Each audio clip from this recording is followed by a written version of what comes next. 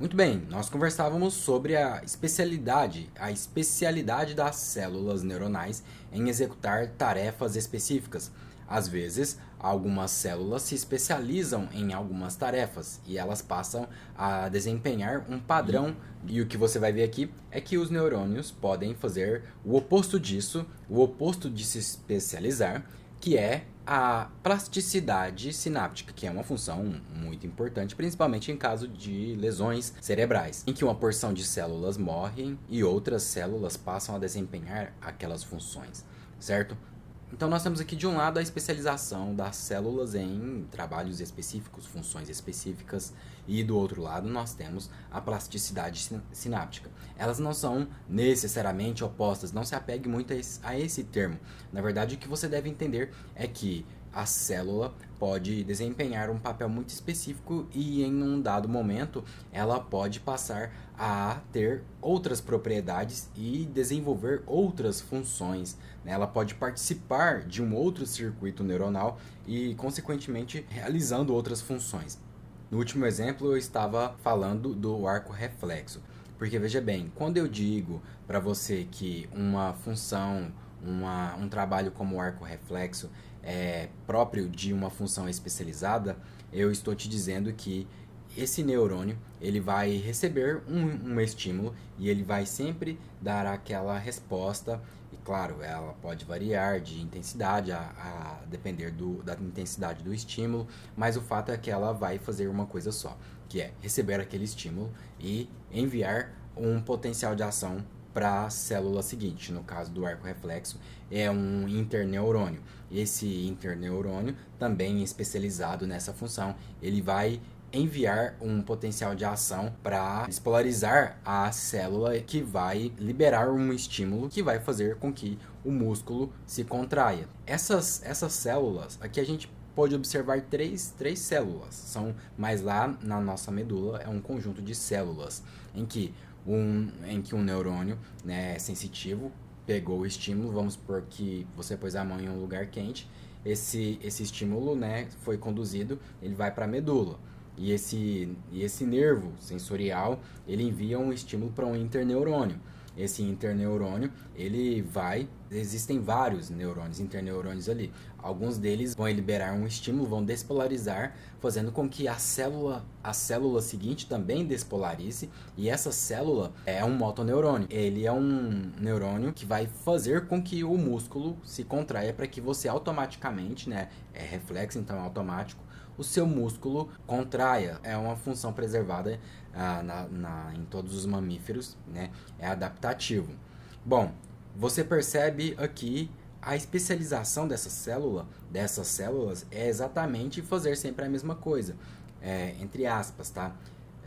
Diferente de uma célula no encéfalo que poderá participar de várias funções. Por exemplo, uma mesma célula no córtex frontal pode participar da memória, ela pode participar da aprendizagem, ela pode participar de várias funções. Olha, apesar de muitas conexões sinápticas serem altamente especializadas, existem outros aspectos que também são importantes e que merecem a nossa atenção, como por exemplo a natureza variada e abundante das conexões sinápticas.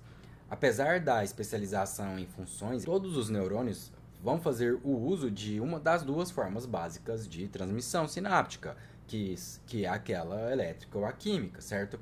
Além disso, a eficiência de ambas as formas pode ser aumentada ou diminuída de acordo com a atividade celular, obviamente. Além disso, a eficiência de ambas as formas ela pode ser aumentada ou diminuída de acordo com a atividade celular. E como você já viu aqui comigo, e nós vamos conversar muito mais ainda no futuro sobre isso, essas duas maneiras de transmitir os sinais podem ser influenciadas para aumentar a função ou diminuírem, né, a função da célula. As ideias de plasticidade sináptica, por exemplo, é quase que um oposto a essas especializações celulares, mas como eu disse, não se apegue muito à ideia de plasticidade ser oposta à especialização. É como se fosse um meio de equilibrar as coisas, e justamente por isso que se chama, né, adaptações.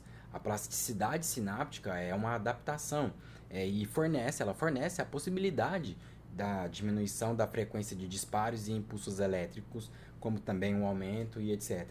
Bom, se fosse para dar uma resumida, eu diria que a plasticidade sináptica é meio que o resultado da capacidade das sinapses de mudarem de forma eficiente, eficiente para responderem aos estímulos. A diminuição e o aumento da frequência de impulsos elétricos, por exemplo, são algumas das adaptações que ocorrem como resultado dessa mudança. Então, em outras palavras, a plasticidade sináptica é uma forma pela qual as sinapses podem ser aumentadas, diminuídas, podem ser moduladas, já que basicamente o que vai definir o papel da célula em ser específica em seu circuito é justamente a forma como ela dispara, os potenciais de ação, a intensidade e por aí vai. Eu arrisco dizer que nem é necessário falar da importância do quão essencial é a plasticidade sináptica, especialmente em casos de lesões, em que uma pessoa sofre uma lesão, um acidente vascular cerebral, por exemplo, perde a fala e outros neurônios passam a se arranjar de forma que o sujeito começa a ter uma melhora no campo da linguagem, tudo bem? A plasticidade sináptica é muito importante no sistema nervoso central para que haja a adaptação a novas informações e para o processamento de dados que suportam as funções cognitivas, como a memória, como a atenção e por aí vai. Bom, aqui um quadrinho para a gente pensar sobre cada detalhe da especialização celular em funções específicas e da plasticidade sináptica.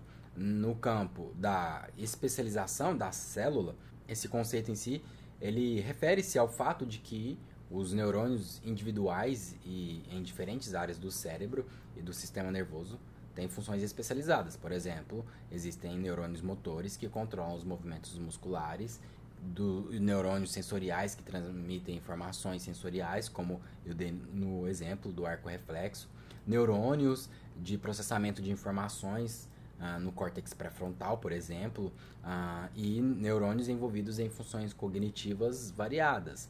A especialização dos neurônios é uma parte fundamental da organização complexa, do sistema nervoso central, de uma rede maior e complexa que suporta comportamentos complexos. Por outro lado, a plasticidade, só para a gente definir de uma forma mais elaborada, ela se refere à capacidade das sinapses, as conexões entre os neurônios, no caso, de mudar a sua força ou a eficácia ao longo do tempo, a resposta a atividades ou experiências. Essas mudanças podem incluir o fortalecimento, que é chamado de potenciação, ou mesmo o enfraquecimento, que é chamado de depressão das sinapses. Então, potenciação das sinapses e depressão das sinapses. E a plasticidade sináptica é essencial também para o aprendizado, para a adaptação do cérebro a novas informações e novas experiências. O que nós podemos concluir disso tudo, então?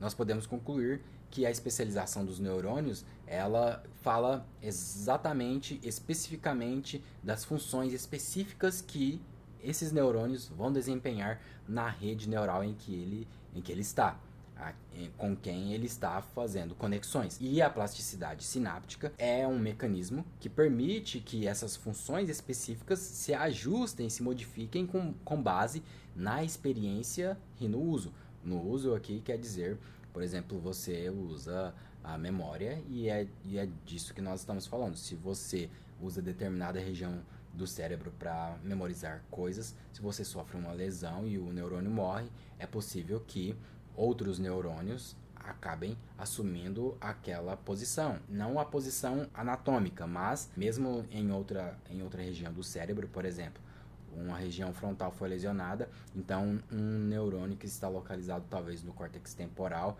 pode passar a exercer uma função que não era dele. Tudo bem? E aqui eu trouxe uma série de fatos importantes sobre a transmissão dos sinais pelo sistema nervoso central, pelo sistema nervoso como um todo, melhor dizendo. Número 1. O sistema nervoso, ele utiliza dois principais tipos de sinapses. Você já sabe quais são: químicas e elétricas. As elétricas são como linhas diretas que permitem sinais de despolarização rápidos. Lembra que eu falei que a sinapse elétrica é muito mais rápida? Enquanto as sinapses químicas, elas vão oferecer uma forma mais versátil de comunicação, possibilitando comportamentos mais complexos e mais variados, ou seja, uma variedade de sinais. As sinapses químicas são capazes de uma sinalização variável, o que significa que podem produzir uma ampla gama de respostas nas células pós-sinápticas, de acordo com o tipo de receptor dessa célula, de acordo com o tipo de neurotransmissor e de acordo com a quantidade de neurotransmissor e por aí vai. Essas sinapses podem mediar tanto ações excitatórias como também inibitórias. Essas sinapses químicas podem mediar tanto ações excitatórias, que vão estimular a célula seguinte, né, as células pós-sinápticas, quanto ações inibitórias, que vão frear essa atividade da célula pós-sináptica, ou seja, vai inibir a despolarização da célula. Um terceiro fato diz respeito à duração da mudança elétrica na célula. As sinapses químicas podem gerar mudanças elétricas nas células pós-sinápticas que duram de milissegundos a minutos. Então, na sinapse química você pode ter uma ação mais duradoura. E isso tem vantagens, isso permite que o sistema nervoso processe informações em diferentes escalas de tempo. E uma quarta informação diz respeito à amplificação do sinal. Nós conversamos já disso, se lembra?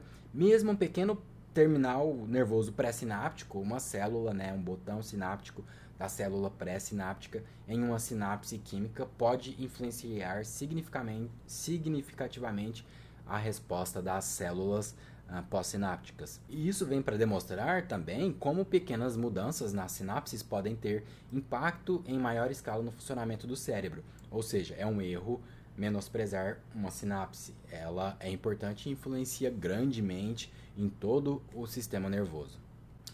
E eu vou deixar aqui para você uma lista de atividades para que você consolide a memória, né, para que fique mais fácil de você evocá-las no futuro, quando você precisar. Ou seja, aprendizagem. As atividades estão aqui para auxiliar na sua aprendizagem, tudo bem? Então, por hoje é só. Muito obrigado e até a próxima aula.